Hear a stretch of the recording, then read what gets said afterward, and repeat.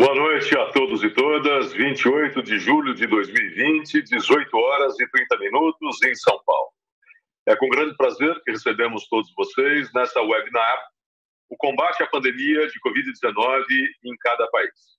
Este evento será realizado em duas datas. Hoje, com a presença do cônsul-geral de Portugal em São Paulo, Paulo Jorge Pereira Nascimento, e com a presença do cônsul-geral de Israel em São Paulo, Alon Lavie.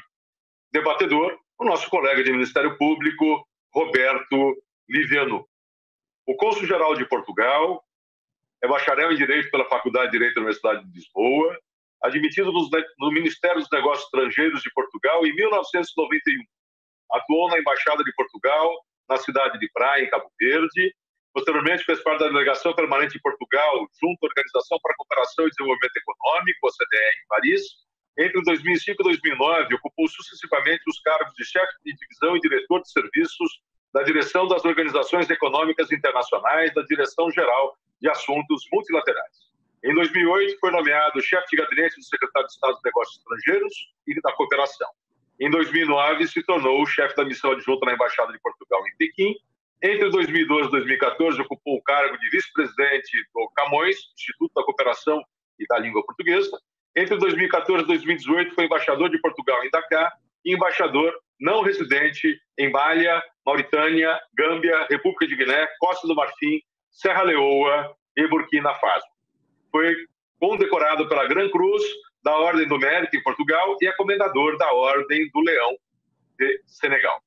Alon Lavie, cônsul-geral de Israel em São Paulo, é mestre em resoluções de conflitos pela Universidade Bar-Ilan em Israel, tendo exercido o cargo de vice-embaixador na Embaixada de Israel na Cidade do México entre 2016 e 2019, vice-porta-voz do Ministério das Relações Exteriores em Jerusalém entre 2014 e 2016 e primeiro secretário da Embaixada de Israel em Brasília entre 2010 e 2011.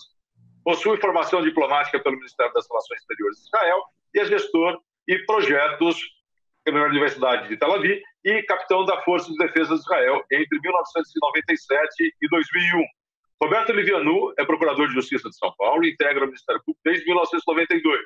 Há mais de 23 anos, dedica-se à luta de corrupção, publicando livros sobre o tema e criando, em 2014, a fundação que hoje preside, o Instituto Não Aceito Corrupção. É um grande prazer receber hoje o cônsul-geral de Portugal e o cônsul-geral de Israel para esta webinar, discutindo modelos de países no combate a uma pandemia mundial. Todos nós fomos afetados por ela e precisamos, com outros exemplos, aprender a lidar com a nossa realidade do dia a dia. Muito obrigado aos senhores. Representam duas comunidades expressivas no Brasil e no estado de São Paulo. E o cônsul de Portugal é o meu cônsul. Eu sou um cidadão português, tenho dupla cidadania, registrado no consulado de Portugal. O cônsul Alon Lavie, eu já tive o prazer de conhecer pessoalmente num evento que fizemos no ano passado no Palácio dos Bandeirantes. Cônsul Paulo Jorge Pereira Nascimento, a palavra está com Vossa Excelência. Obrigado, Dr. Paulo Penteado. Antes de mais, queria muito agradecer o convite que me foi feito pela Associação Paulista do Ministério Público para participar nesta conversa. Queria também saudar naturalmente o Dr. Roberto Livianu como debatedor. É uma honra também partilhar este espaço consigo e naturalmente o meu colega Alon Lavie, querido amigo e representante de Israel em São Paulo como cônsul-geral, como eu sou representante de Portugal como cônsul-geral de Portugal. Naturalmente saudar todos aqueles que nos dão o prazer de poderem assistir a esta nossa conversa e dizer que naturalmente é um enorme gosto e, se me permitem então, eu gostaria de poder passar àquilo que é o fulcro deste nosso encontro. Foi-me pedido que falasse sobre o combate à pandemia do Covid-19 em Portugal. Penso que o primeiro aspecto que é importante relevar neste caso é a caracterização de como a epidemia do Covid-19 chega a Portugal e qual é o impacto que ela tem. Eu poderia dizer, enfim, talvez não seja uma classificação muito científica, perdoar-me por isso, não sou propriamente um especialista na área, mas que a pandemia do Covid-19 chega a Portugal e, na verdade, à Europa, numa segunda vaga. A primeira vaga da pandemia surge verdadeiramente na Ásia, como sabemos, com uma origem hoje claramente identificada na cidade de Wuhan, na China. O primeiro impacto faz nesse espaço, atinge depois os países próximos da China, nomeadamente a Coreia do Sul e outros, e chega à Europa num segundo momento. Esse segundo momento tem a sua porta de entrada, digamos assim, ou pelo menos um impacto mais visível na Itália, mas atinge também de uma forma muito expressiva outros países europeus, como sejam a França, o Reino Unido, a Espanha. No caso da Espanha, a Espanha acaba por se tornar particularmente relevante para Portugal, visto que a Espanha, como sabemos, é o único país europeu com o qual Portugal tem uma fronteira terrestre. Sendo que, havendo uma população flutuante, ou pelo menos que transita com muita frequência, até diria diária, entre Portugal e Espanha, havia efetivamente um risco acrescido de contaminação também de Portugal por importação de casos a partir da Espanha. Esta situação foi claramente definida logo no início e, através de um acordo estabelecido entre Portugal e a Espanha, entre os governos de Portugal e de Espanha, de uma forma coordenada e cuidadosamente articulada, nós procuramos controlar o trânsito entre os dois países, definindo pontos de passagem seguros, isto obviamente procurando não limitar também, ao mesmo tempo, o trânsito de todos aqueles que trabalhavam de um lado ou do outro da fronteira, situação aliás bastante comum, dadas as ligações históricas entre os dois países, a proximidade das comunidades fronteiriças, e que tivemos a preocupação de acautelar nesse acordo com as autoridades espanholas. Na verdade, esse foi o primeiro, digamos, uma das primeiras medidas a ser adotadas no sentido de conter o avanço do Covid em Portugal, mas, inelutavelmente, porque sabíamos que era uma consequência inevitável, o primeiro caso identificado de Covid-19 em Portugal teve lugar no dia 2 de março. Como também seria de esperar, porque já se tinha um conhecimento da doença que nos permitia adivinhar que isso iria acontecer, muito rapidamente a propagação da doença começou a verificar-se, como de resto aconteceu em todos os países. E, portanto, a verdade é que se nós no dia 2 de março conseguimos identificar o primeiro caso, 10 dias depois, portanto, cerca de 10 dias depois, por volta do dia 13 de março, já eram contabilizados 112 casos. A verdade é que fomos crescendo nesta pandemia em Portugal e um mês depois, portanto, cerca do início do mês de abril, estávamos com cerca de 20 mil casos identificados em Portugal. De lá para cá, por várias razões que compreenderão a seguir com a minha exposição, conseguimos conter esta expansão da doença e só agora atingimos os 50 mil casos. Portanto, tínhamos 20 mil casos no dia 1 de abril, no início de abril, perdão, portanto, um mês depois do primeiro caso ter sido identificado e agora, final do mês de julho, temos 50 mil casos identificados. Naturalmente que uma doença deste género implicava que fossem tomadas várias medidas. Medidas de caráter sanitário, cujo primeiro objetivo era exatamente conter o avanço da doença, mas também medidas socioeconómicas que permitissem apoiar todos aqueles que pudessem ser afetados pela doença, ou mesmo aqueles que não sendo afetados pela doença acabavam por sofrer de alguma forma daquilo que são os impactos colaterais de uma paralisação da economia e da vida em sociedade que a doença implicou. Eu gostava de sublinhar aqui que, para isso, nós lançamos em mão em Portugal de uma medida extrema, eu diria, mas constitucionalmente prevista, que é a declaração do estado de emergência. A declaração do estado de emergência que está prevista na Lei Portuguesa Suprema passa, atendendo ao nosso regime constitucional, por uma autorização da Assembleia da República, do nosso Parlamento, que deve autorizar o Presidente da República, o chefe de Estado, a declarar o estado de emergência.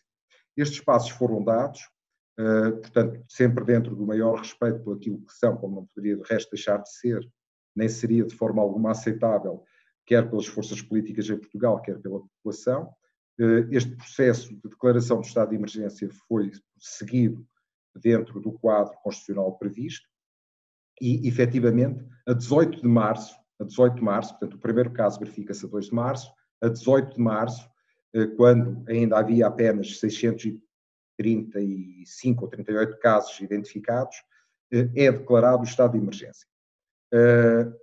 Aquilo que eu gostaria de sublinhar em relação à declaração do estado de emergência, para além, obviamente, do cumprimento de todos os parâmetros constitucionais e legais para esse efeito, como não poderia deixar de ser, é o facto de o estado de emergência ter sido uma decisão unânime sobre todas as forças políticas no seu arco mais abrangente possível em Portugal.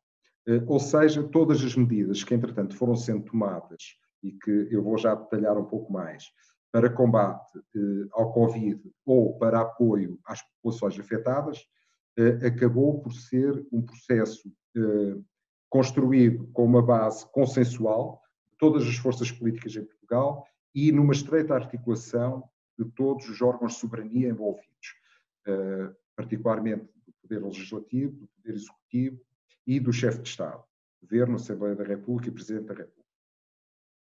Na verdade, todas estas medidas que foram adotadas, incluindo naturalmente a declaração do estado de emergência, tinham como objetivo aquilo que para nós, em Portugal, foi determinado como a principal razão de todas estas medidas e a ratio por trás de qualquer medida que devesse ser assumida, que era proteger a saúde pública e proteger a vida de todos os portugueses, sendo certo que estávamos muito conscientes já nessa altura que esta doença poderia ter um impacto assimétrico em função das fragilidades da população.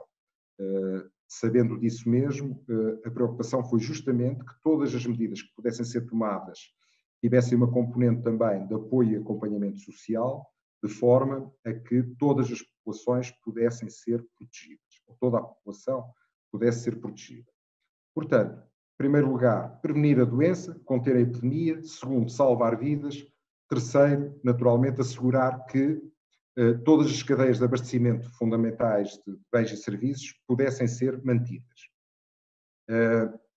Nessa medida, foram adotadas por parte do Governo, para além do estado de emergência, toda uma série de outras medidas que visavam justamente, como digo, reforçar o setor da saúde pública, o Serviço Nacional de Saúde, que é um serviço público, reforçar a segurança social, criando prestações sociais ou mantendo as prestações sociais que existiam, ou criando novas prestações sociais que permitissem aos cidadãos respeitar as regras de confinamento, sem que isso tivesse um impacto superior àquele que era possível evitar na sua qualidade de vida. E também são adotadas um conjunto de medidas que visam, de alguma forma, facilitar ou possibilitar que as estruturas públicas possam continuar a funcionar. A estrutura do Estado não tem só a ver com o Estado Central, com o Governo, tem também a ver com os municípios, com as autarquias, com as competências que estão delegadas a nível autárquico, tem a ver também com a vida das pessoas no seu dia-a-dia e, portanto, há toda uma série de medidas que são criadas também de forma a que o funcionamento do Estado se possa manter e que o apoio à sociedade, quer sob o ponto de vista individual, quer sob o ponto de vista coletivo, possa ser assegurado. É importante dizer que o estado de emergência foi renovado, porque ele tem um prazo de limite, quando ele é decretado, e no nosso caso ele foi como digo, decretado e estendido, digamos, em 2 ocasiões. Na verdade, vigorando até o dia 2 de maio. No dia 2 de maio, nós entramos numa fase que é a fase do desconfinamento. Mas antes ainda de falar na fase do desconfinamento, eu gostava de referir, agora de uma forma mais concreta, algumas medidas que foram adotadas com caráter temporário e excepcional pelo Governo durante o período de vigência do estado de emergência. É importante dizer, desde logo, que muitas destas medidas tinham como objetivo preservar ou proteger o emprego. Isto porquê? Porque nós em Portugal, como em vários outros países, sabemos bem os custos do desemprego. Portugal, mercê de uma crise que se prolongou entre 2009, começou no final de 2008 e que se prolongou entre 2012 sensivelmente, tivemos um forte impacto na atividade económica. Na altura chegamos a atingir taxas de desemprego que ultrapassaram, que estiveram muito próximos dos 16%. Nos últimos 5 anos, essas taxas de desemprego passaram de cerca de 12% para 5%. Importava agora, naturalmente, na opinião do governo português, conter o impacto do Covid-19 de forma a evitar que aquilo que poderia ser destruturante para a economia portuguesa fosse mais longe e afetasse profundamente quer as empresas, quer os trabalhadores. E nessa medida foram instauradas uma série de medidas, nomeadamente, por exemplo, a suspensão do trabalho com a manutenção do salário dos trabalhadores, sendo que uma parte do salário era suportada pelo Estado e outra pela entidade empregadora. Isto foi absolutamente essencial para que as empresas pudessem levar a cabo a decisão de suspender a sua elaboração em algumas situações, naquelas em que isso era possível ou não fazia parte dos serviços essenciais, de forma a que os trabalhadores pudessem respeitar as normas de isolamento social, assegurando-lhes também, como digo, por via dessa permissão especial que foi dada às empresas e pela assunção de uma responsabilidade específica por parte do Estado no pagamento de uma percentagem importante do salário através dos meios da segurança social portuguesa, que os trabalhadores realmente pudessem também ter preservadas as suas condições de vida. Houve outras medidas mais concretas ou mais específicas, se quisermos, que foram adotadas. Como eu disse há pouco, em Portugal, a estrutura do Estado tem vários níveis. Sendo Portugal um Estado unitário, não sendo um Estado federado, como é o caso do Brasil, não obstante, as autarquias têm funções importantes de proximidade na administração pública. E, portanto, também em relação aos organismos públicos, também em relação, por exemplo, às autarquias, foram adotadas várias medidas com vista, de alguma forma, a proteger a capacidade de cumprimento das responsabilidades financeiras das autarquias, permitindo-lhes terem acesso a créditos específicos, mas também a terem dilações no pagamento dos créditos, das dívidas que tinham perante fornecedores, nomeadamente perante o Estado Central, de forma a que todo o mecanismo, digamos, de funcionamento do Estado pudesse ser ainda assim preservado. Da mesma forma, por exemplo, foram criados regimes excepcionais para a situação, e agora já não falando aqui das entidades públicas, mas falando novamente dos privados, quer na sua atividade enquanto pessoas coletivas, empresas, quer enquanto entidades pessoais privadas, foram, por exemplo, criadas regras específicas para as situações de demora no pagamento das rendas devidas pelos contratos de aluguer, de arrendamento urbano, quer habitacional, quer não habitacional. Porquê? Porque nós tínhamos a noção perfeita em Portugal que, sobretudo nos centros urbanos, muitas das empresas associadas ao comércio e aos serviços tinham um ónus particular que tinha a ver com o custo do arrendamento do espaço onde desempenham as suas atividades. Ora, olhando para essa preocupação e sabendo que a paragem momentânea da atividade económica teria um forte impacto na capacidade destas empresas, ou até mesmo de privados, de poderem continuar a garantir o pagamento e honrar as suas prestações mensais das rendas devidas aos proprietários dos imóveis que ocupam para o desempenho da sua atividade, o Estado providenciou um apoio especial, por exemplo, para essas circunstâncias, ajudando desta forma a que a atividade económica se pudesse manter mesmo durante o período de isolamento social, onde naturalmente as lojas tiveram que estar fechadas, os serviços tiveram que estar fechados. Foram feitos, por exemplo, acordos especiais para a regularização das dívidas de água e saneamento. Nós temos noção que a água e o saneamento hoje é um bem absolutamente essencial, não só ao bem-estar das populações, mas também à sua qualidade de vida, e compreendemos que num período como este que se viveu, era extremamente importante, por exemplo, isto pode parecer uma questão de menos importância, mas na realidade não o é, que as pessoas pudessem manter os seus contratos com entidades públicas ou privadas de fornecimento de água e de saneamento, sem que pudessem decorrer o risco desses contratos cessarem por falta de cumprimento dos pagamentos devidos. Portanto, foram criados também mecanismos de apoio, por exemplo, a estas situações.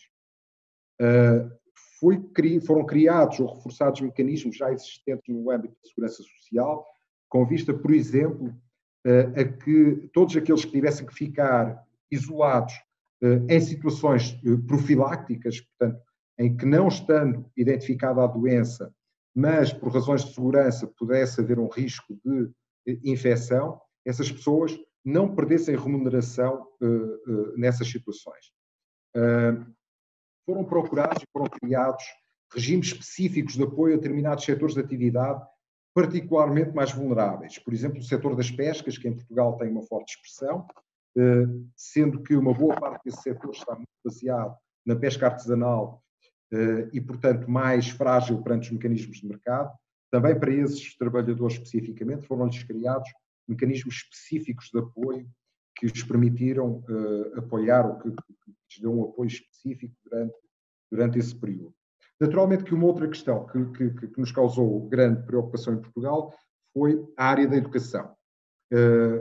Nós tivemos que suspender o ensino, tivemos que criar rapidamente mecanismos alternativos, foram criados mecanismos de ensino à distância, quer através das plataformas digitais de internet, quer através das plataformas de TV, utilizando a TV pública, a Rádio e Televisão Portuguesa, retomando, aliás, alguma coisa que já existiu há muitos anos atrás em Portugal, que era uma espécie de serviço de telescola, digamos assim.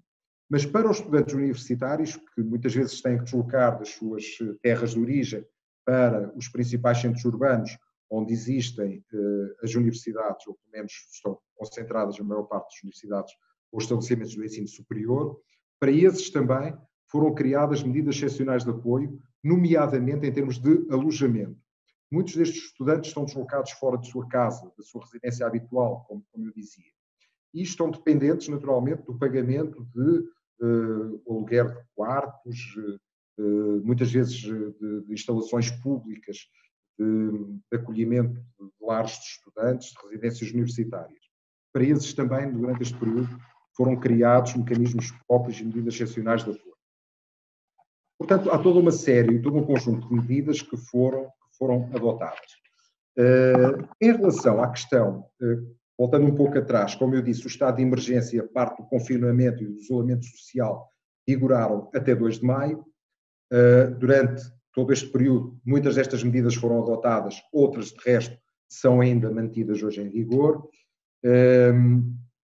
Mas, a partir do momento em que se começa o desconfinamento, a partir do dia 2 de maio, ele é feito de uma forma faseada, seguindo, de resto, todas as boas práticas e as melhores indicações que temos, porque temos a humildade também de reconhecer que não temos que estar a inventar nada de novo, temos, sobretudo, que olhar os bons exemplos e procurar adaptá-los também à nossa realidade. E então o desconfinamento foi feito essencialmente em 3 fases. 3 fases essas que permitiram, de alguma forma, modelar, digamos, a abertura da economia, sabendo nós que era esperado, porque a experiência de outros sítios nos indicava isso mesmo, que durante esse período pudesse haver um crescimento, novamente um crescimento dos casos.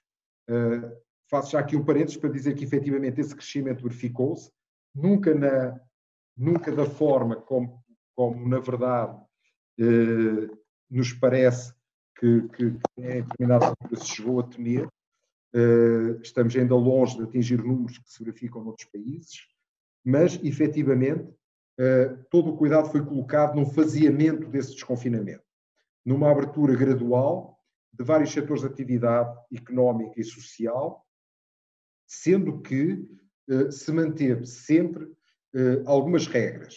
Primeiro, e outras foram de resto impostas, o uso obrigatório, regras que hoje em dia nos parecem comezinhas e normais, mas que ainda assim não será demais sublinhar a importância que tem na contenção desta pandemia.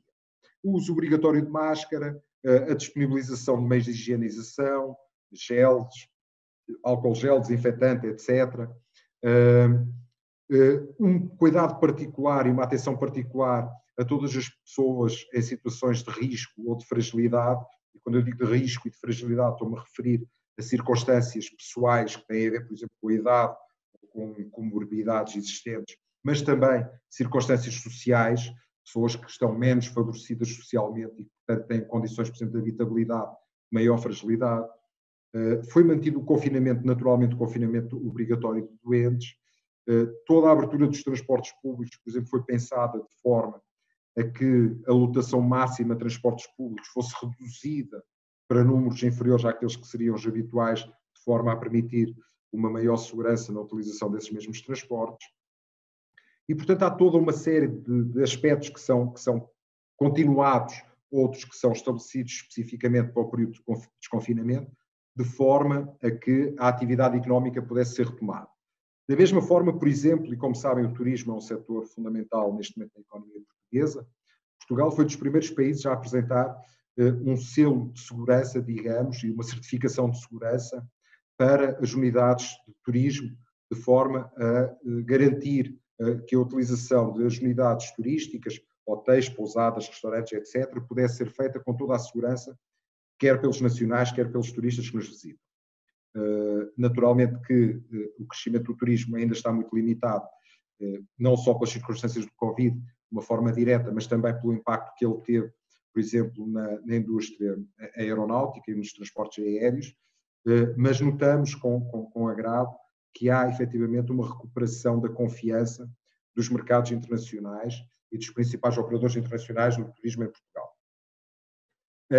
No que se refere, então, eu não sei bem quanto tempo já gastei, mas enfim, de qualquer forma, aquilo que eu agora gostaria de sublinhar é que nós temos uma visão em relação a esta crise, que enfim, não é única, mas que estamos certos que ela acabou por nos alertar para uma série de aspectos muito importantes. Em primeiro lugar, esta será talvez uma crise com contornos absolutamente inéditos em relação ao passado. Há muito tempo, passamos há cerca de 10 anos, uma grave crise económica e financeira a nível mundial, que teve um impacto brutal na economia de todos os países. Esta não terá um impacto certamente muito menor do que a crise financeira de 2009, 2012, 2008, mas esta crise serviu para talvez nos alertar a todos para a fragilidade realmente a que todos estamos expostos. Esta acho que é uma conclusão óbvia que todos teremos que tirar desta crise. Em segundo lugar, percebemos em Portugal que esta crise exigiu uma resposta ampla e robusta do Estado. Não foi nem pode ser, na nossa opinião, pelo menos naquilo que se diz respeito a Portugal, naturalmente, uma crise que pudesse ser resolvida apenas pela iniciativa privada ou pelo empenho da sociedade. Não, precisa disso, precisa naturalmente do empenho da sociedade, mas precisa do envolvimento e de forte apoio do Estado, em todas as suas componentes. E isto, felizmente, foi muito conseguido em Portugal, e eu gostaria sempre de sublinhar esse aspecto, através da confluência de forças e da sintonia política, de forças políticas e de órgãos de soberania. As medidas que foram adotadas permitiram-nos, com grande satisfação, ter a certeza de que salvaguardamos cerca de 1.200.000 empregos em Portugal, o que não é de sumenos, atendendo às circunstâncias de Portugal e atendendo a que Portugal tem uma população de 10 milhões de habitantes. Estancamos, portanto, também sob essa perspectiva, aquilo que poderia ter sido um drama social com um impacto terrível, avassalador para o país. Como disse, isso foi conseguido através da criação de medidas de apoio específicas às empresas e às famílias. Por último, mas talvez não menos importante, nós percebemos, e isto só veio, aliás, reforçar a convicção que temos enquanto país, que esta pandemia nos mostrou que há uma visão do mundo em que os países estão isolados que é, para nós, absolutamente ultrapassada. Portugal é um país profundamente integrado em várias áreas, digamos, geopolíticas, sejam a União Europeia, sejam o espaço ibero-americano, sejam o espaço africano ou o espaço de língua portuguesa através da Comunidade de Países de Língua Portuguesa, sejam outros espaços com outro tipo de natureza, como sejam a NATO, por exemplo. Somos um país fortemente envolvido e empenhado no contexto multilateral, fazemos prova todos os dias com o nosso empenho e, aliás, com a presença de ilustres portugueses ao nível em posições de destaque em organismos multilaterais, como seja o caso do secretário-geral das Nações Unidas, o engenheiro António Guterres, antigo primeiro-ministro de Portugal, o Dr. António Vitorino, presidente da Organização Internacional, diretor-geral, perdão, da Organização Internacional das Migrações e vários outros ilustres portugueses que temos em lugares de destaque. E isso deve-se, essencialmente, eu diria, naturalmente, ao mérito dos mencionados, mas também ao forte empenho multilateral que Portugal tem. Acreditamos que a cooperação multilateral é absolutamente essencial num espaço atual de interdependência global para ultrapassarmos crises como esta. Por outro lado, aprendemos, agora falando internamente de Portugal, que situações como esta revelam ou põem a nu, se quisermos, as fragilidades também da sociedade.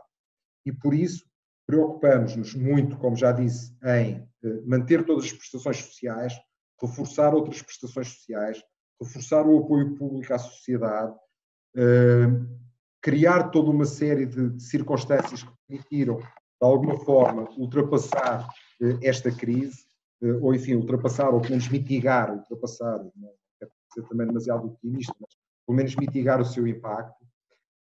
E isto criou-nos, estas circunstâncias criaram-nos, se tal fosse necessário, ou reforçou-nos a convicção, se tal fosse necessário, da importância do diálogo social, porque para se combater uma situação como esta é necessário um diálogo social entre as forças políticas, entre as forças políticas e a sociedade civil, organizada nos seus diferentes mecanismos e formas, com vista a criarmos melhores condições de vida para todos, sem exceção. Ficamos perfeitamente conscientes de que esta crise expôs também as situações assimétricas das sociedades, nomeadamente da sociedade portuguesa, e o objetivo perseguido pelo governo, não este, mas enfim, pelos vários governos que se têm sucedido em Portugal, é aquilo, utilizando uma expressão muito comum na Organização Internacional do Trabalho, que se pretende é a construção de uma sociedade decente. Decente no sentido em que há proteção individual e coletiva. E para isso todos contribuem. Uma sociedade mais justa e mais inclusiva. Foram esses os objetivos que têm vindo a ser perseguidos em Portugal ao longo de vários anos, com as dificuldades que se reconhecem a um objetivo de tal magnitude, que nós sentimos que nesta altura eram particularmente importantes. Aprendemos também, se tivéssemos alguma dúvida em relação a isso, a importância do Estado Social, do reforço dos serviços de saúde pública e da segurança social. Estes são, digamos, as principais conclusões que eu acho que nós todos podemos tirar e aprendizados que podemos tirar desta crise em Portugal. E se calhar neste momento eu ficaria por aqui, estarei naturalmente pronto para depois tirar outras conclusões ou contribuir com mais alguma coisa que for entendida. Muito obrigado pela vossa atenção. Muito obrigado, Dr. Paulo Jorge Pereira Nascimento, cônsul-geral de Portugal em São Paulo. Agradeço o senhor ter vindo e continuar conosco, mas preciso fazer esse agradecimento inicial e cumprimentar também o governo e a sociedade de Portugal pela forma como enfrentaram essa crise, com coesão política, interação entre iniciativa privada, sociedade e Estado, buscando o bem comum e trazendo um bom exemplo para o mundo. Portugal foi um dos primeiros, se não o primeiro país, a se habilitar a receber com segurança os turistas, o que mostra, nesse momento, uma evolução sanitária no combate à pandemia. Agradeço muito a sua participação. Tenho a honra de passar a palavra ao Dr. Alon Ladi, cônsul-geral de Israel em São Paulo, que, de mesma forma, nos trará importantes paradigmas para a atuação nossa no Brasil. Por favor, cônsul, a palavra está do senhor. Muito obrigado, Paulo. Primeiramente, parabéns meu colega, o cônsul-geral Paulo Nascimento, pelas suas palavras. E muito obrigado, Paulo e Roberto, pelo este convite e para a Associação Paulista do Ministério Público, que realmente faz um trabalho importante aqui em São Paulo. Então, muito obrigado. Sempre um prazer estar com vocês. Israel é talvez um exemplo bom para aprender e também aprender o que não fazer, porque Israel hoje está enfrentando a segunda onda da coronavírus, depois que quase saímos completamente da coronavírus. Então, eu acho que tem também algumas lições importantes e vou tentar dar isso nos próximos minutos que temos. Israel entrou na crise da pandemia sem governo, com um governo de transição, e tivemos eleições, e pelo coronavírus, dois partidos principais decidiram de fazer um tipo de governo de união entre o Likud, liderado pelo primeiro-ministro Netanyahu, e Azul e Branco, um partido novo, liderado pelo ex-chefe do exército israelense, Benny Gantz, juntos com Gabi Ashkenazi, hoje ministro das Relações Exteriores. Então, a coronavírus se criou esta realidade, esta situação de criar um governo de coalição, um governo de união entre estes dois partidos, com o objetivo principal de enfrentar a pandemia. E falo não enfrentar necessariamente na área de saúde, que claro que é muito importante, mas muito na área da economia. Então, depois da primeira onda que tivemos, e realmente tivemos um sucesso de baixar os números de uma maneira boa, quase em maio tivemos 10, 15 casos por dia, novos casos por dia de coronavírus.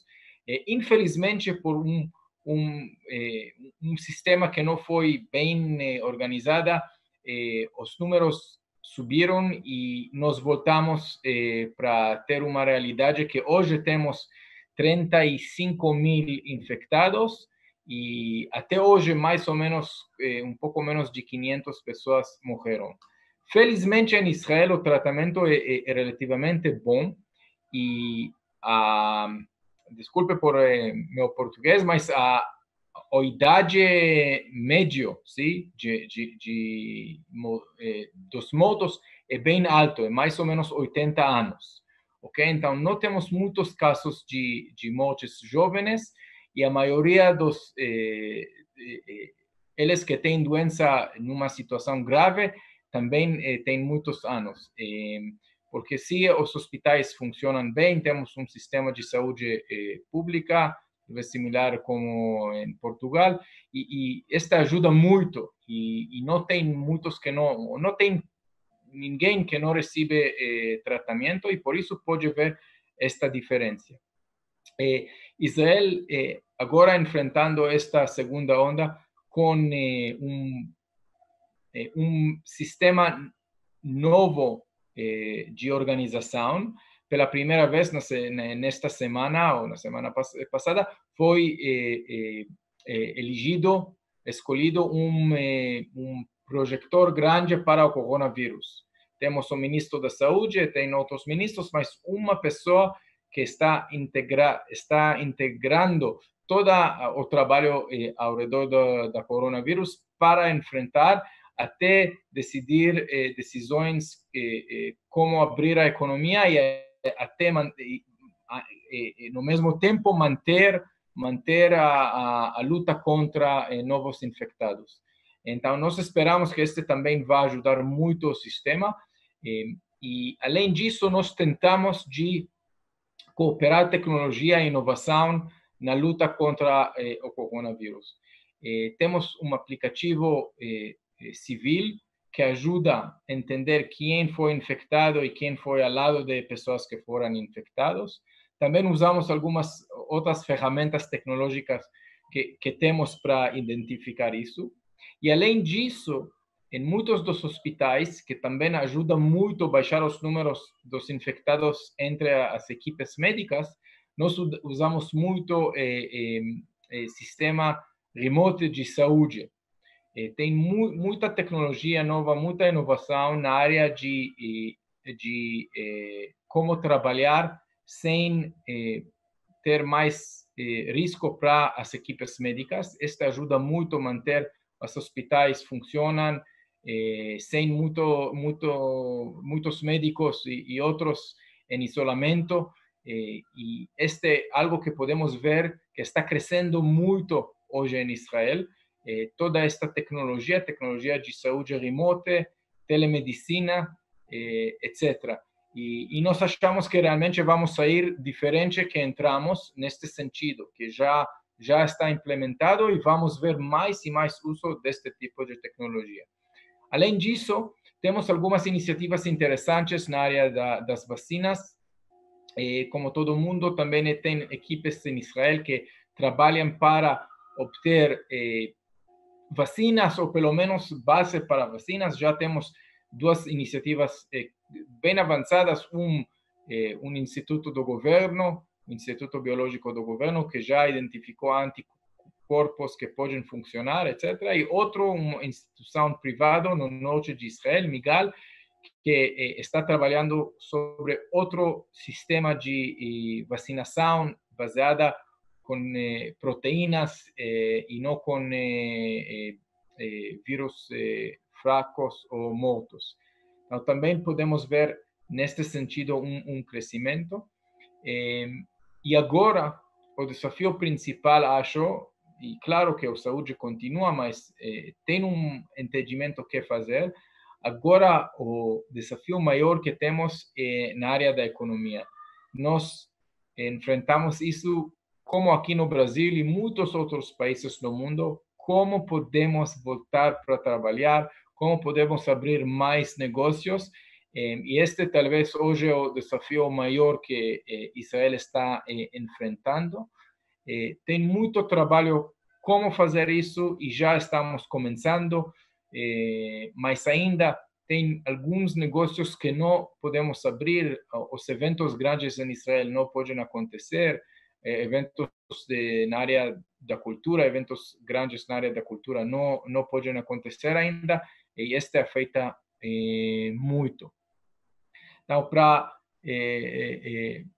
talvez receber outras ideias e escutar um pouco de Paulo e Roberto, vou parar aqui e só dizer que nós também estamos aprendendo de todo mundo, como Brasil, como Portugal e outros, que eles estão fazendo por bom e que eles estão fazendo que podemos melhorar para tentar sempre enfrentar esta pandemia de uma maneira positiva e tomara, e espero que todo mundo, nós juntos, podemos seguir adelante.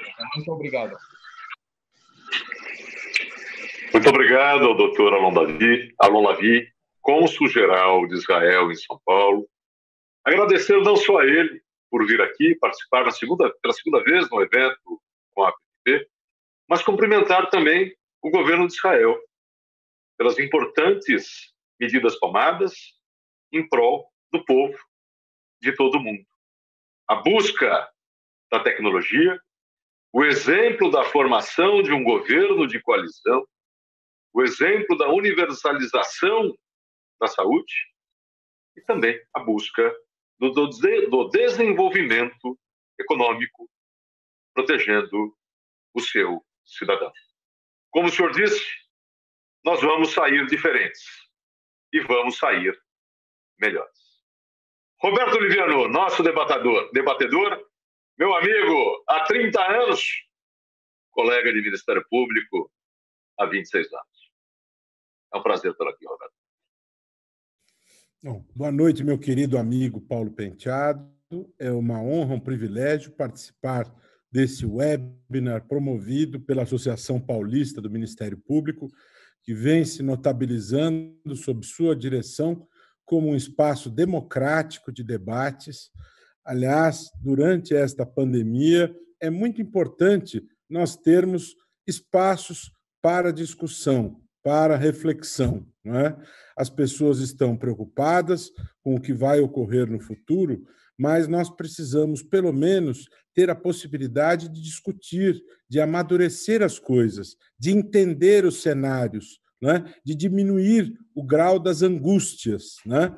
E a Associação Paulista do Ministério Público, fiel à sua história, fiel às suas tradições, ela oferece aos associados, à sociedade, esse espaço tão importante de reflexões tão democráticas, tão ricas, e eu me sinto privilegiado de, nesta noite, estar aqui podendo debater com tão qualificados expositores como o cônsul de Portugal, o Paulo Nascimento, cônsul de Israel, Alon Lavi, nesta noite, patrocinado pela Associação Paulista do Ministério Público. Muito obrigado, Paulo, nosso comandante da Associação Paulista. Parabéns ao cônsul de Portugal, Paulo Nascimento, pela sua exposição. Portugal vem dando um exemplo para o mundo de nação democrática,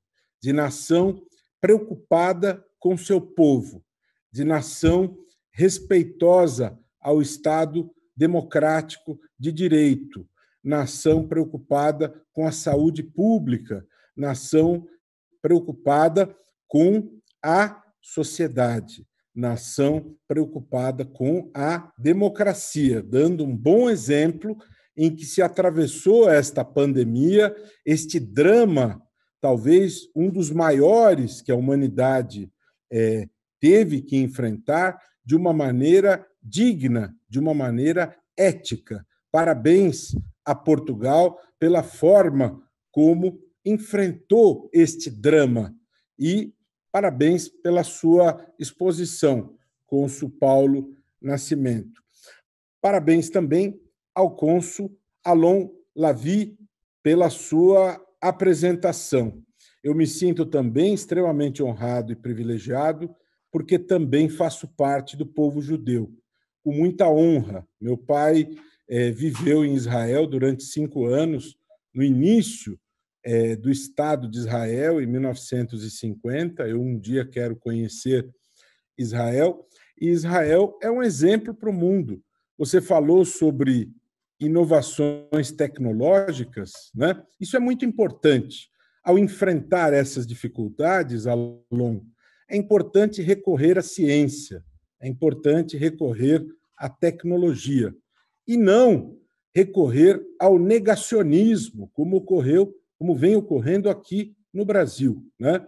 A nossa história, tristemente, já se deparou em vários momentos com o negacionismo, né? Aliás, nós já tivemos a tristeza de nos defrontar com o senhor Ahmadinejad, que negava a ocorrência do próprio Holocausto, né?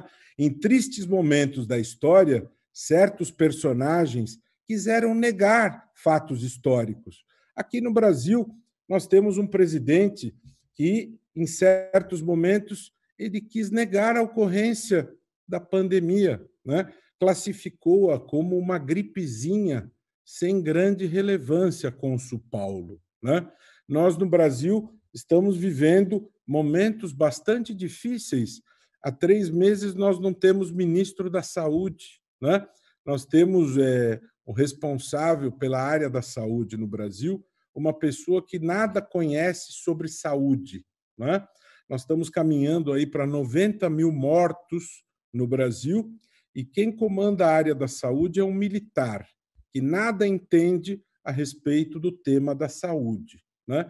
E o povo brasileiro, né, um país com mais de 200 milhões de habitantes, ele é governado por um presidente, logicamente eleito pelas regras democráticas e sem termos o privilégio de, no comando da nação, termos alguém preocupado, como disse Alon, com tecnologia, com este planejamento mencionado por Paulo Nascimento, esse planejamento econômico, esta preservação de vidas, este planejamento regrado do confinamento, esses diálogos, cônsul Paulo, esses diálogos com os demais entes políticos. Você falou, Alon, sobre a coalizão entre Netanyahu e Gantz, não é?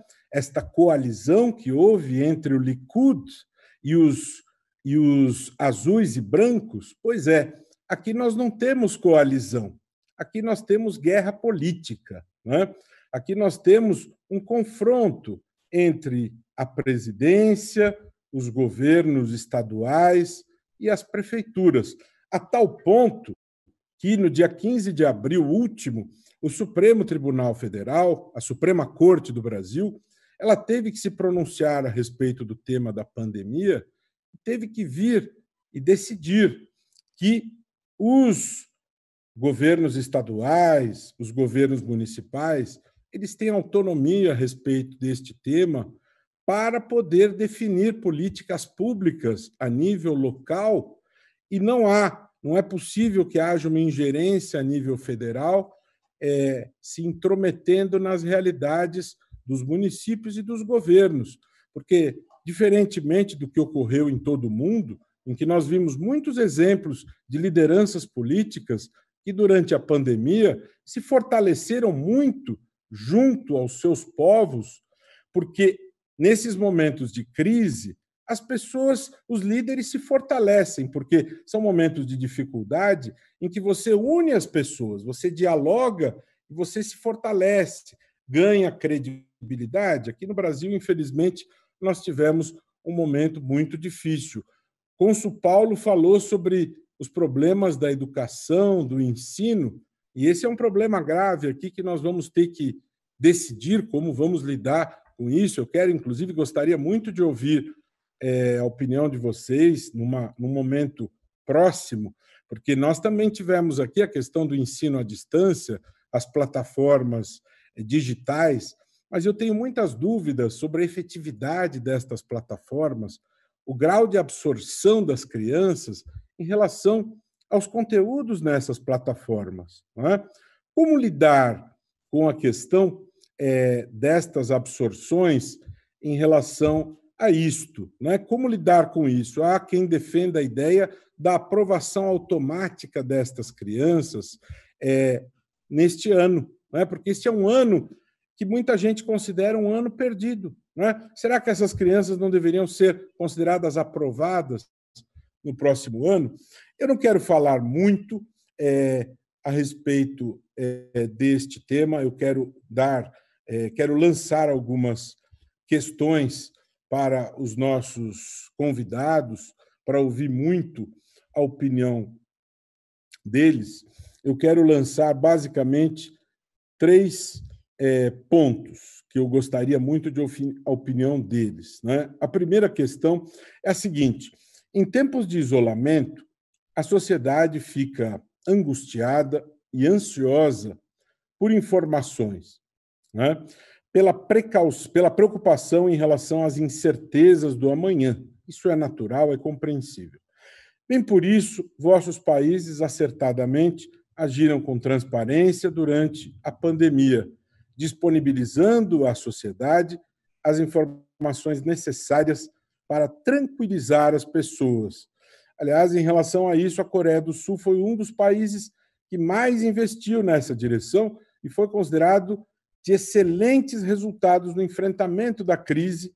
Em direção oposta aqui entre nós temos tido problemas em relação à transparência, chegando-se ao ponto de ter que se formar um consórcio. Eu não sei se vocês sabem disso, mas aqui no Brasil se formou um consórcio de 6 veículos de mídia para que as informações fossem oferecidas à sociedade em tempo real. É isso mesmo.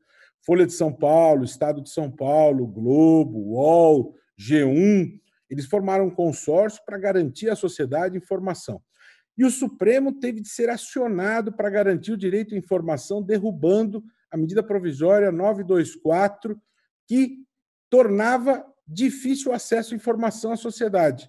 O índice de não respostas em relação à lei de acesso à informação é o pior índice da história do Brasil desde a vigência da lei em 2012, apenas 54%, segundo reportagem publicada agora pela Folha neste final de semana.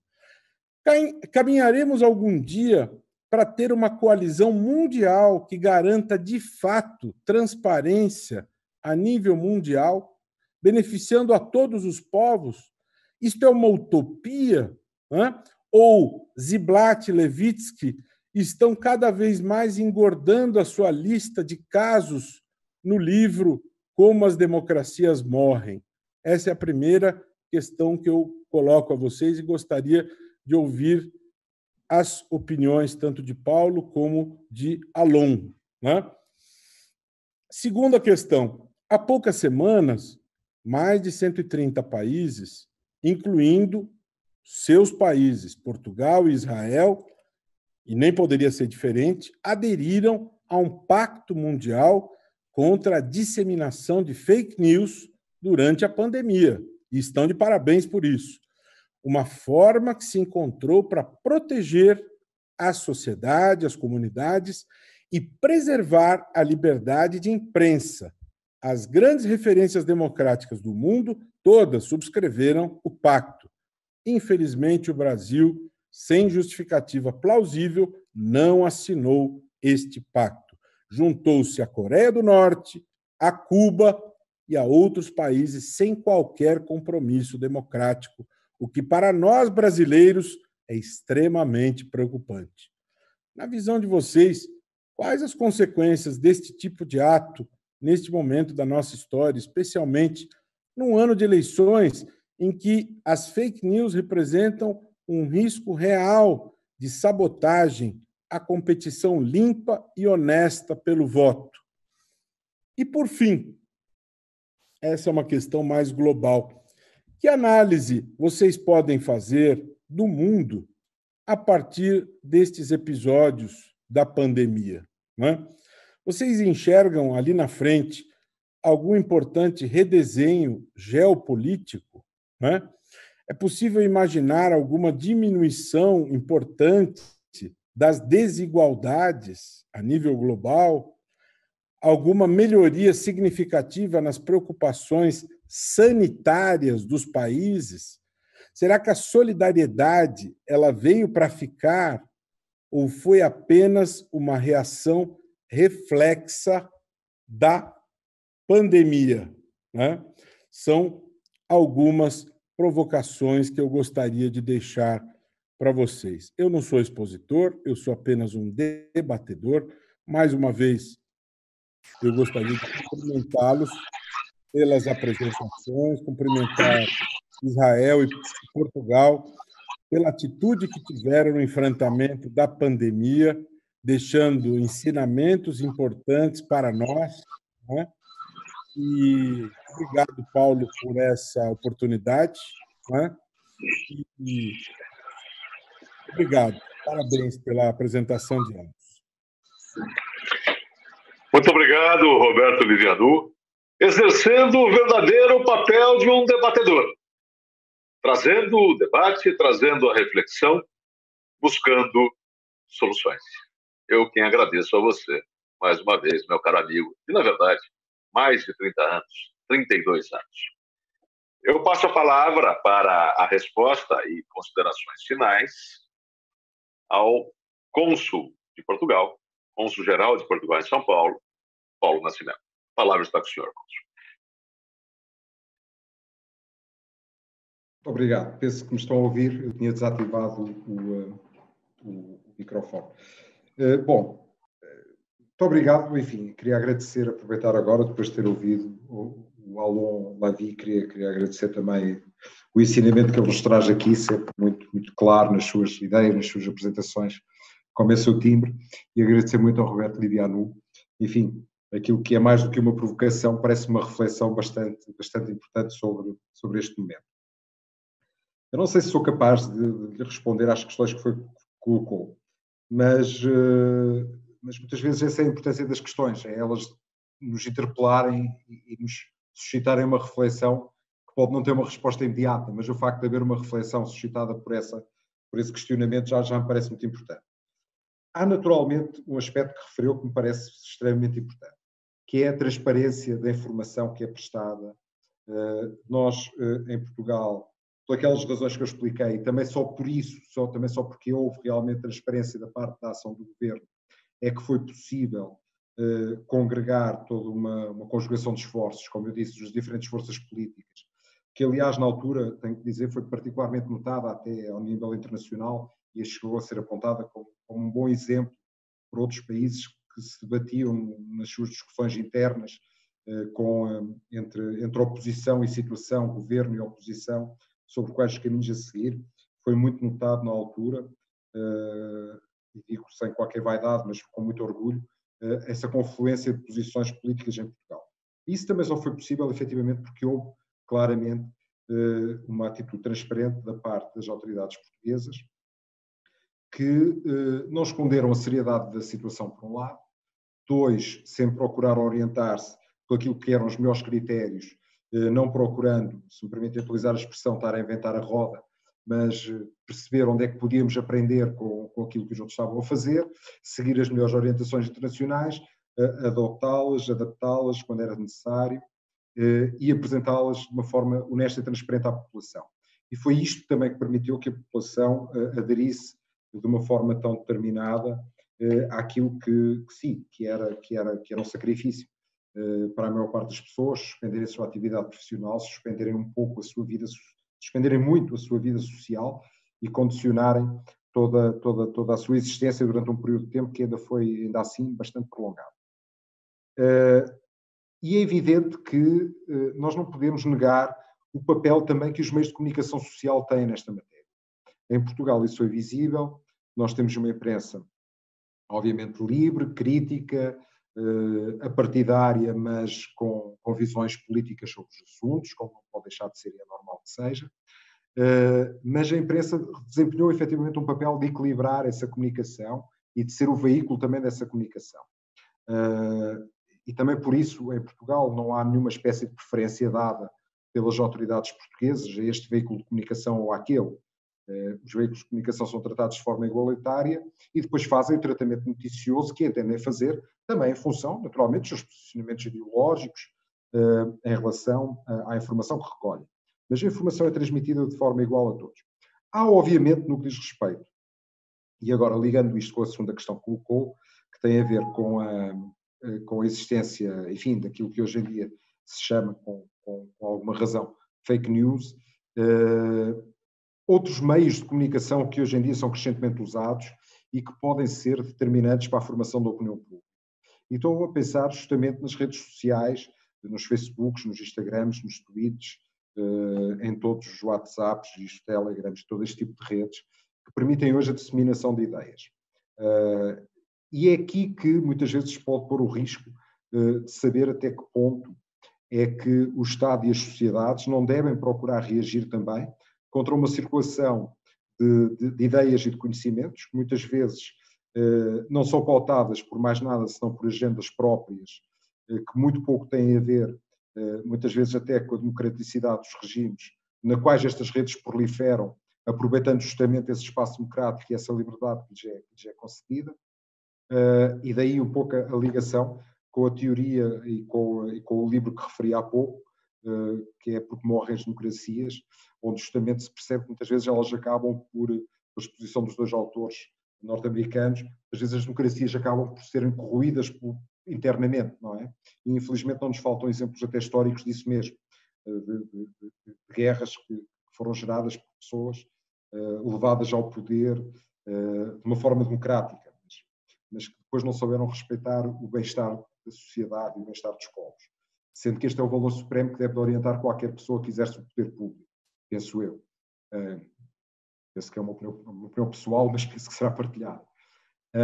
Dito isto, obviamente que tudo aquilo que é a única forma que eu acredito e que nós em Portugal procuramos praticar em termos de manutenção e de controle da transparência, enfim, das fake news, perdão, é justamente o exercício de uma forma transparente, escrutinada por quem tem o dever de a escrutinar e por quem tem o direito de o fazer, pela sociedade, pelos órgãos jurisdicionais, pelos órgãos políticos competentes, do poder público. É esta a forma, quando o poder é exercido de uma forma transparente e essa mensagem é apresentada dessa forma transparente à população, que se podem combater as fake news. Parece-me que esse é, obviamente, o melhor modelo, sem prejuízo para mecanismos próprios, tecnológicos, etc., que possam impedir a disseminação das fake news quando elas são comprovadamente falsas. A outra questão, ou a última questão que colocava, tinha um pouco a ver com a análise do mundo face à pandemia. O que é que pode acontecer e o que é que pode evoluir? Eu acho que, sinceramente, essa é a grande dúvida, não é? Que nós todos temos neste momento, e é à volta de um pouco disso que gira neste momento todo o debate. É saber o que é que isto pode mudar efetivamente. será que uma situação como esta, que não é irrepetível, bem pelo contrário, não é irrepetível, nos permite perceber ou nos ensina alguma coisa naquilo que diz respeito à necessidade de nós termos sociedades mais solidárias e mais, por isso, por serem mais solidárias, também mais fortes e mais resilientes? Será que isto nos poderá levar a pensar que se calhar teríamos ou deveríamos repensar também, sem qualquer proselitismo nesta matéria, mas pensar que os modelos económicos podem ser questionados, não são, passa a expressão, vacas sagradas, com o devido respeito, nos quais são intocáveis? Será que nós não podemos pensar que a sociedade pode estruturar-se de outra forma? Agora, há uma coisa que é certa. Eu penso que uma situação como esta que nós vivemos, eu disse isso praticamente no início da minha intervenção, prova à abundância que hoje em dia não há nenhum país, por grande, poderoso ou rico que seja, que possa enfrentar os desafios globais isoladamente. E nós ou aceitamos e acreditamos que, efetivamente, e não temos outra maneira, perante uma prova tão evidente como esta, que vivemos agora nestes últimos meses, praticamente desde o início do século XX, desde o início de 2020, que realmente somos frágeis, todos os países são frágeis, e só há uma forma de se encarar estas realidades, é através de um esforço conjunto. E isto é, quanto a mim, uma verdade insofismável, quer dizer, não há possibilidade de se pensar disto de outra forma. O que vai acontecer e o que é que isto vai provocar em termos de mexida naquilo que é o nosso pensamento atual, as nossas realidades do momento que vivemos e para as quais viemos vindo a estruturar, eu diria depois da Segunda Guerra Mundial, em termos económicos, em termos sociais, etc., é gigantesco. Certamente que isto levará a uma reflexão profunda sobre os modelos de trabalho, levará a uma reflexão profunda sobre os modelos económicos, levará a uma reflexão sobre os sistemas de ensino. Terá implicações, por exemplo, em coisas que às vezes nós não pensamos, mas eu tenho lido coisas muito interessantes nos últimos tempos sobre isso, sobre os modelos de organização da sociedade, em termos até de urbanismo, de utilização dos serviços, de estruturação da vivência comum das sociedades no espaço público. Há toda uma série aqui de aspectos que serão necessariamente repensados e que têm que ser, eu diria que para já nós estamos numa fase muito inicial da aprendizagem, onde isto nos pode levar. É por isso que os momentos de reflexão são absolutamente fundamentais. Temos que perceber quais são os caminhos possíveis, saber os riscos, as oportunidades e os riscos que cada um deles comporta, e a partir daí tentarmos construir alguma coisa que nos possa proteger mais em relação ao futuro. E isto liga-se com muitas questões, tem a ver com as questões da pandemia, mas é válido para toda uma míriade de outros assuntos que hoje em dia estão na agenda internacional, como sejam as questões das alterações climáticas, da sustentabilidade do desenvolvimento.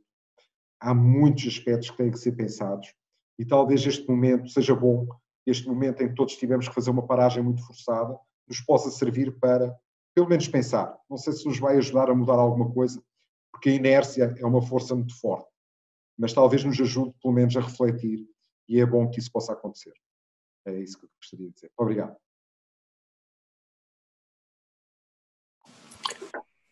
Muito obrigado novamente ao meu cônsul, permitam-me assim chamá-lo, como cidadão português que sou, Dr. Paulo Jorge Pereira Nascimento, por sua presença, por seus ensinamentos. Deixo ao final as minhas considerações, mas não poderia deixar de agradecer-lhe novamente. Muito obrigado. Passo a palavra ao cônsul-geral de Israel em São Paulo, Dr. Alon Lavie, para as suas considerações finais. Obrigado, Paulo. Primeiramente, eu acho que é importante mencionar que é muito complicado e difícil comparar entre Israel e o Brasil, ok? Israel é um país pequeno, de 9 milhões de habitantes.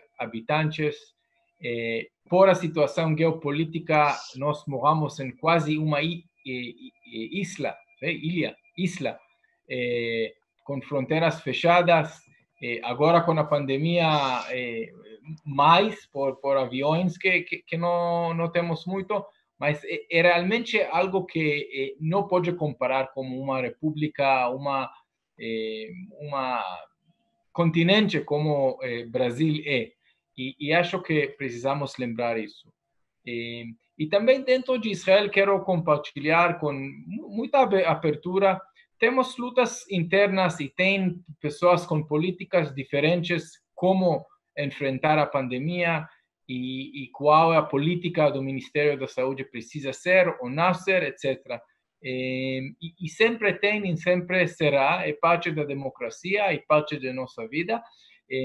Hoje sim tem liderança que está acreditando que transparência e detalhes são importantes para enfrentar esta pandemia e tem uma tentativa de dar mais, fazer mais exames para ter mais resultados, para realmente entender onde estamos, que áreas são infectadas, que áreas não são infectadas, com o objetivo de gerenciar, sim, gerenciar a situação. É claro que não vai desaparecer, precisamos continuar viver com esta nova realidade.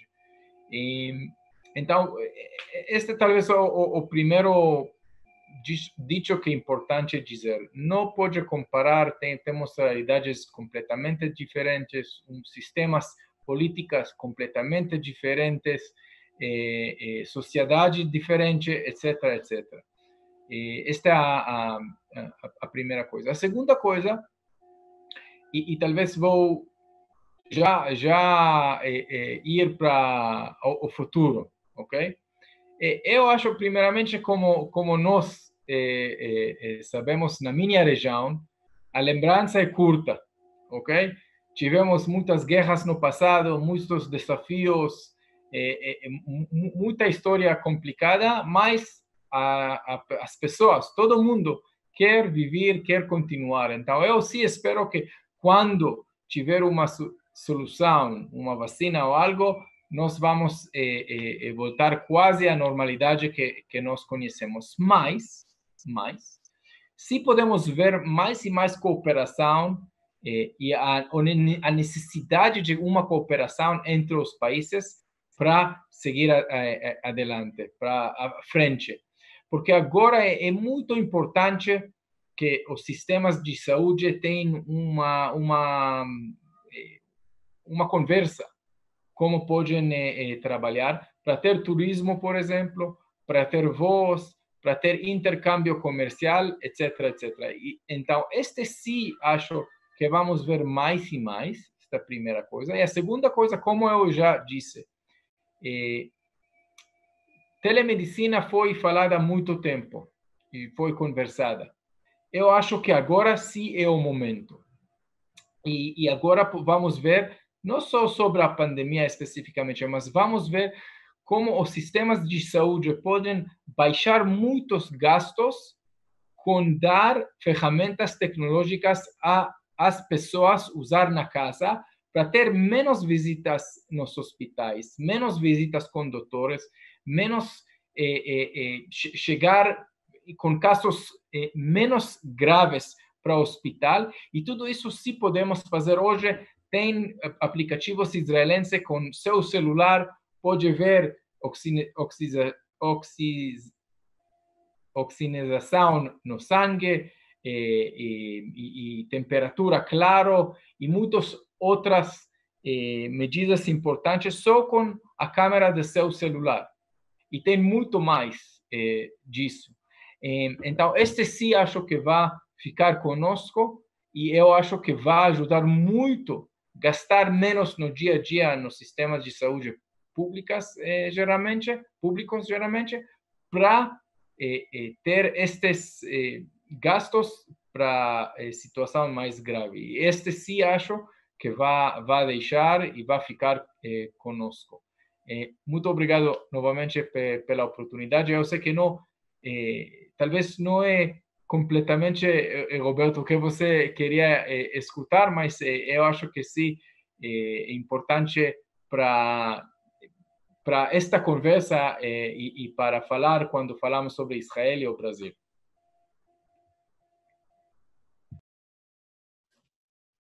Muito obrigado ao cônsul Alon Lavie por sua presença, por sua competência, por sua inteligência, por sua clareza e pelo seu ótimo português. O pior português aqui é o meu, não é o do senhor e não é o do meu Patrício, cônsul português, tampouco do Roberto Livianu. Uma grande satisfação tê-lo aqui, cônsul. Muito obrigado por suas considerações e ensinamentos. Falo 5 minutos ao final e passo a palavra ao Roberto Livianu. Muito bom. Muito boas as considerações do Paulo, do Alon. Veja, naturalmente que nós precisamos levar em conta as circunstâncias. Alon, entendo o que você fala. Naturalmente, Israel tem 9 milhões, Portugal me parece que tem 11 milhões, Paulo, 11 ou 12 milhões? 11 milhões, né? 11, né? Está sem microfone. Quantos? Quantos milhões, Paulo? Está sem microfone. Ativar som. Ok, Quantos peço desculpa. Não, são 10 milhões. 10 milhões. Tudo bem, 9 milhões em Israel, 10 milhões em Portugal. Naturalmente que o Brasil são mais de 200, é um continente, é verdade. Mas ética e transparência é o valor da ética e da transparência lá com os 9 milhões de Israel, com os 10 milhões de Portugal, com os 200 milhões aqui do Brasil, Alon, né? O dever de ser transparente e de não deixar a sociedade angustiada, ele é o mesmo em qualquer lugar, né? Os deveres inerentes à democracia, eles existem em qualquer lugar. Lógico que você ter obrigações em relação à assistência social, eles são muito mais difíceis num país continental como o Brasil, em que você tem desigualdades sociais tremendas, né? Quando você lida com uma população tão heterogênea quanto o Brasil, é muito mais difícil você cumprir essa obrigação num país como o Brasil. E em Israel, com 9 milhões, essa situação é diferente, sem sombra de dúvida. Mas você cumprir o dever de transparência, a obrigação de ser transparente, ela existe em qualquer lugar, né? Essa questão do negacionismo, ela é inaceitável em Israel, em Portugal e no Brasil, né? Então, nós estamos falando de situações que devem ser observadas em qualquer lugar. Agora, Paulo falou algo que me parece muito importante, essa questão dos riscos, né? Essa questão dos riscos que nós devemos observar a partir dos ensinamentos da pandemia, assim como de um esforço conjunto mundial, né? Eu acho isso realmente algo muito interessante e muito importante. Como é que nós atravessamos isso? Nós atravessamos isso com uma perspectiva de humildade, né? Nós precisamos nos tornar menos prepotentes e mais humildes, né? Esta pandemia precisa nos ensinar que nós não podemos tudo, né? Nós temos limites. A doença nos mostrou que nós temos limites, né? E a doença mata pessoas. Então, nós precisamos aprender com tudo isso e nós precisamos nos ajudar uns aos outros, né? Nós precisamos da tecnologia, nós precisamos verificar a questão dos riscos, nós precisamos cooperar, nós precisamos de solidariedade, nós precisamos de um mundo mais humanizado, não é? Em que haja mais cooperação, em que haja menos materialismo, em que haja um mundo que se dê mais as mãos, né?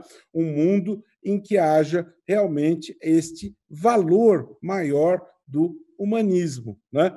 Agora, se isso de fato prevalecerá depois de tudo isso, realmente é difícil enxergar este mundo que emerge no pós-pandemia ainda agora. Não dá para nós sabermos, não é? Nós precisamos verificar o que vai acontecer depois. Apesar de tudo que aconteceu por aqui, essa questão da telemedicina que você apontou, Alon, no Brasil nós tivemos pelo menos isso.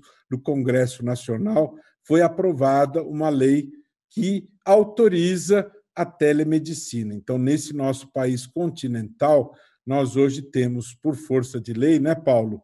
O Congresso aprovou a lei que autoriza o uso da telemedicina, que é uma coisa importante num país em que você tem nas eleições, você tinha no tempo da urna, que não era o voto eletrônico, você tinha as urnas, às vezes, se deslocando nas sessões eleitorais através de canoas, né? Você tinha o risco da onça atacar uma urna na canoa, né? A onça podia atacar uma urna com os votos numa canoa, né? A onça podia comer os votos dentro de uma canoa. Este é o Brasil continental, né? Com os indígenas que tinham já votado. Este é o nosso Brasil, né?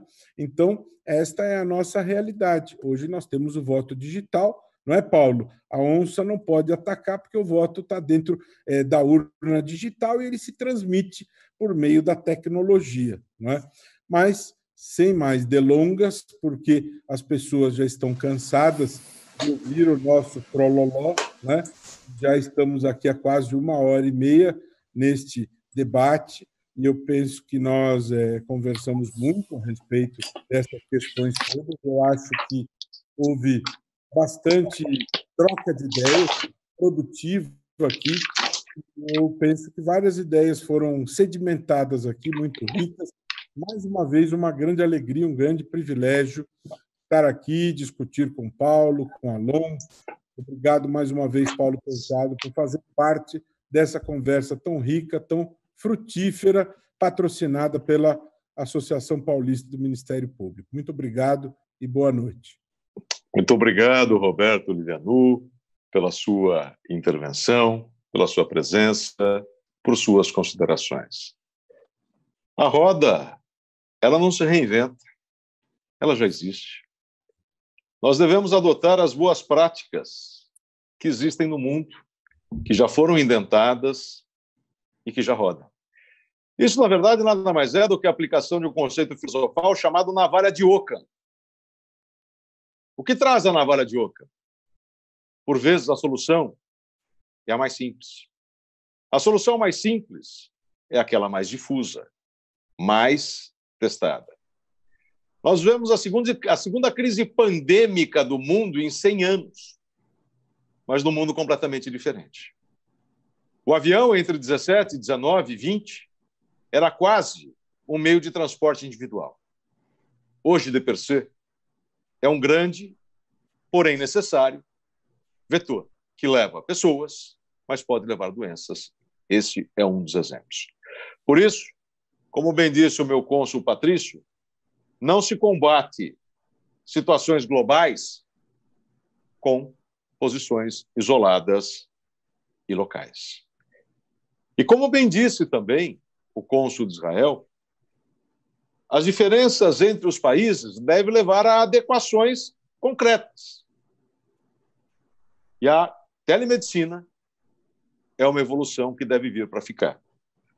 Nós temos, Roberto, uma lei temporária, 13.989, que permite o uso da telemedicina durante os efeitos do Covid-19. Mas isso é tecnologia, isso é barateamento, isso é maior acessibilidade à saúde. São exemplos importantes para todos nós. Eu gosto muito de números e não faço qualquer crítica a pessoas, a situações, a governos, mas vejo uma imagem reflexiva do ontem para o nosso amanhã. Neste ano, possivelmente em março, meados de março, imaginava-se que o PIB brasileiro cresceria 2,1% neste ano e que o impacto da pandemia seria mínimo, porque nós somos um país tropical. Os primeiros grandes impactos da Covid-19 no Brasil foram em estados muito quentes, como Manaus e Ceará. Essa teoria, que era uma teoria de governo, não se mostrou factível. Em junho deste ano, nós mandamos um ofício ao Procurador-Geral de Justiça e eu fiz ali algumas contas. O mundo teve uma incidência de 86,97 casos de Covid por 100 mil habitantes. O Brasil teve 292. E o estado de São Paulo, 301. A média da mortalidade mundial é de 5 casos por 100 mil habitantes. Do Brasil, 16. De São Paulo, 19,82. Isto é reflexão, não é crítica. É análise de números para chegarmos a conclusões futuras.